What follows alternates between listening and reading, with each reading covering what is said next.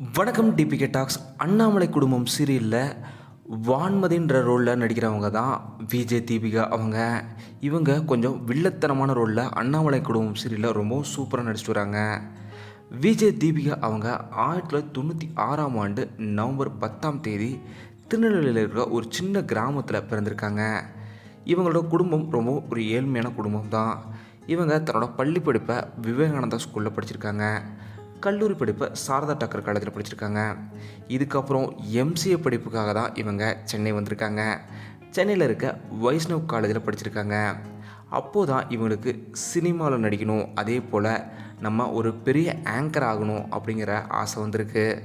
இவங்களோட முதல் திரைப்படம் பரியேறும் பெருமாள். இந்த திரைப்படத்தில் காலேஜ் ஸ்டூடெண்ட்டாக ரொம்பவும் சின்ன ரோலில் தான் நடிச்சிருப்பாங்க.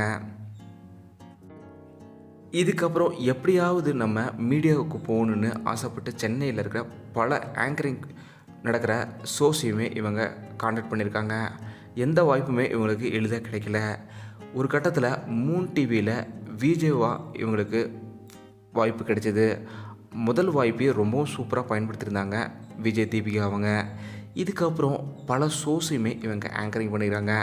இதே போல் பல இசை வெளியீட்டு விழா, பல செலிப்ரிட்டியை இன்டர்வியூ எடுக்கிறதுன்னு பல ஷோஸையுமே இவங்க இன்டர்வியூ ஆங்கரிங்லாம் பண்ணியிருக்காங்க. இவங்களுக்கு முதல் முறையாக ஒரு மிகப்பெரிய வாய்ப்புனா பாண்டியன் ஸ்டோர் சீரியலில் ஐசு கதாபாத்திரம் தான். அந்த கதாபாத்திரத்துக்கு அப்புறம் இவங்க சுந்தரனியும் சுந்தரனாலும் சீரியலில் கலையரசி கதாபாத்திரத்தில் நடித்தாங்க. தனுஷ் அவங்களோட மிகப்பெரிய ஃபேன் தான் விஜய் தீபிகா அவங்க.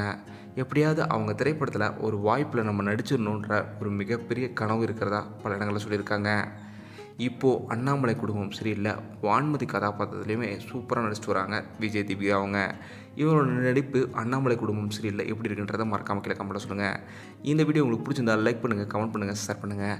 டிபிகே டாக்ஸ் சப்ஸ்கிரைப் பண்ணலாம், சப்ஸ்கிரைப் பண்ணுங்கள். மறக்காமல் பக்கத்தில் இருக்க பெல் ஐக்கானை கிளிக் பண்ணிடுங்க.